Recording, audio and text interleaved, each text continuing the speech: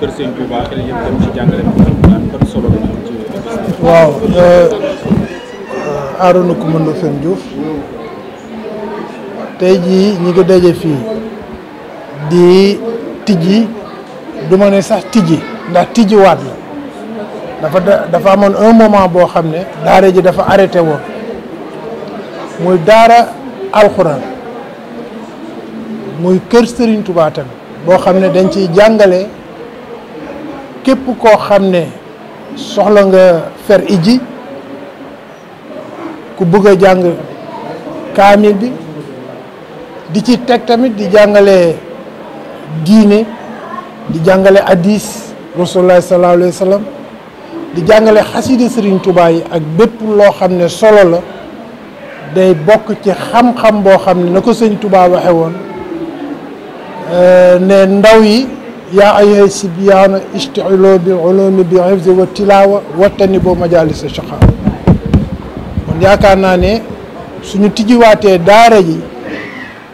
di ci woo képp koo xam ne jullit nga wala am nga doom wala yow sa bopp soxla nga jàng diine jàng alxuraan fer iji soo ñëwee fii dinañ la ko dalal ak wàllu xam-xam tamit boo bëgg ci téere bu mu mun a doon soo ñëwee fii am nañu ay ustaas yoo xam ne dinañ la ko dalal te doo ci fay dara waaw ñu répartir ko nag ci bis bi nga xam ne tey jii mooy le 12 novembre le Serigne Touba def deuxième jour am à Dakar après l'exil bi mu jógee Gabon ci bis bi à partir de 17h pour xale yi jàngi école soo ñëwee fii dinañ la dalal dinañ la dalal baa nga commencé baasin soo ko commencé dinañ la dalal saar yi tamit saaru alxuraan yi ba keroog koo xam ne moom nga yem su fekkee mag yi tamit 17h suñu wàccee mun nañ ñëw fii suñ fi ñëwee dañ fi fekk ay ustaas ñoo xam dañu bëgg a defaraat seen jàngi julli faratay julli yi faratay koor yi faratay diine faratay jaamu yàlla ak xam-xam boo xam ne bépp mag soxla na ko soo ñëwee fii à partir de 17h tous les jours di nga fi fekk ñoo xam ne nañ toog di leen ko jàngal loolu nag ñu ngi ciy ànd ak kuréelu waa kër sëñ Massamba bi nga xam ne yàlla moo ñu boole ñu leen di jàppale ci liggéey bi ñuy liggéeyal Serigne Touba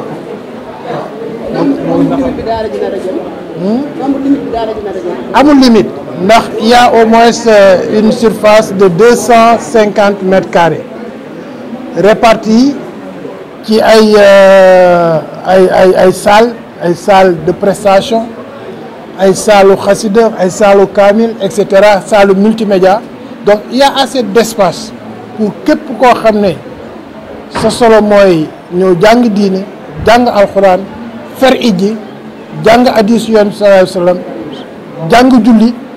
ndax julli dafa am importance ñu bëri dañuy këppal rek tari seen saar dem mais diine am na une procédure boo xam ne suñ la ko jàngalee sa xel dina nekk ci rafetal sa julli ba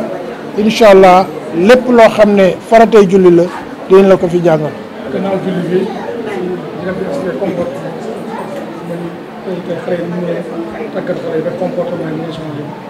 waaw loolu mooy éducation religieuse xam nga nit ki ñun dañuy wax ne ci biir jàngale alxuraan dañ lay jàngale comportement jullit xale yi suñ leen di taataagal ñu commencé dal baasin et cetera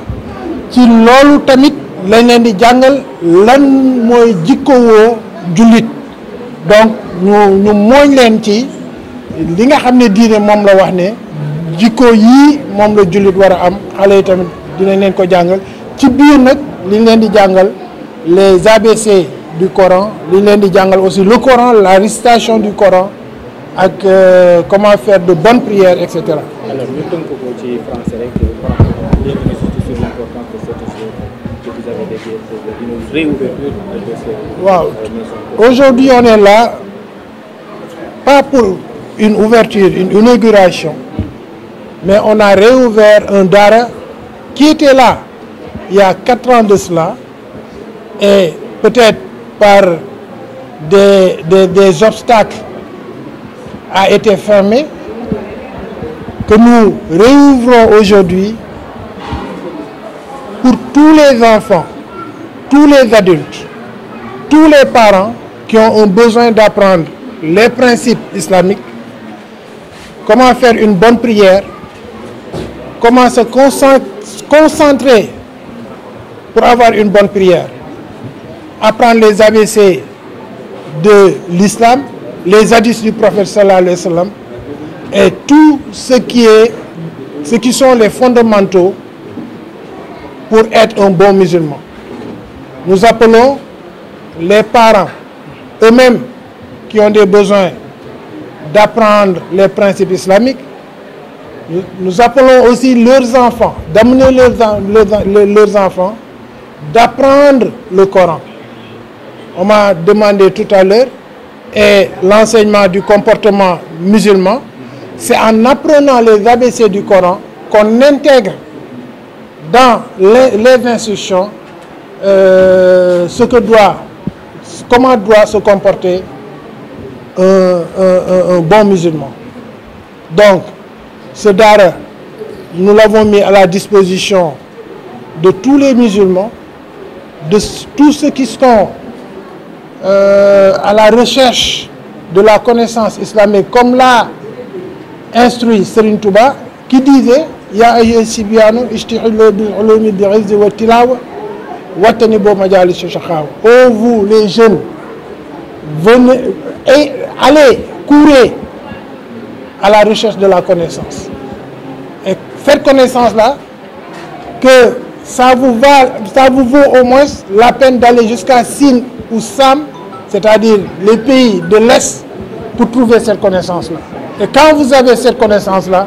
la garder et la reviver à tout moment de votre vie. Donc, nous avons mis à la disposition de la population, je ne dis même pas la population de Biscuiterie seulement, mais la population dakaroise, pour qu'il y ait au moins un lieu où eux-mêmes, en tant que parents, veulent s'abreuver sur les principes islamiques, mais leurs enfants, leurs petits-enfants aussi, sont la bienvenue, et les instructions, l'enseignement, tout ce qui sera à la disposition de la connaissance islamique seront gratuites. Donc c'est ça l'appel que nous faisons, et je pense que nous allons faire aussi des flyers qui vont aller dans toutes les maisons pour dire qu'il y a gratuitement un lieu où vos enfants ou vos parents peuvent venir et apprendre le Coran et les principes islamiques. Il n'y a pas de limite de personnage, parce que nous mettons à la disposition de cette connaissance, de ce lieu, qui est un lieu de connaissance de la théologie islamique, 250 mètres carrés répartis à des salles de conférence, salles de prestation, salles d'enseignement pour adultes, salles d'enseignement aussi pour, comment dirais-je, les principes religieux, comment avoir une bonne prière, comment faire une bonne prière, comment rectifier les prières en temps d'erreur, parce qu'on fait beaucoup d'erreurs souvent en faisant la prière, comment les rectifier. Apprendre aussi le Coran, la récitation des sourates, hein, et tout cela est inclus dans la recherche de cette connaissance-là, ici enseignée en ce lieu. Merci.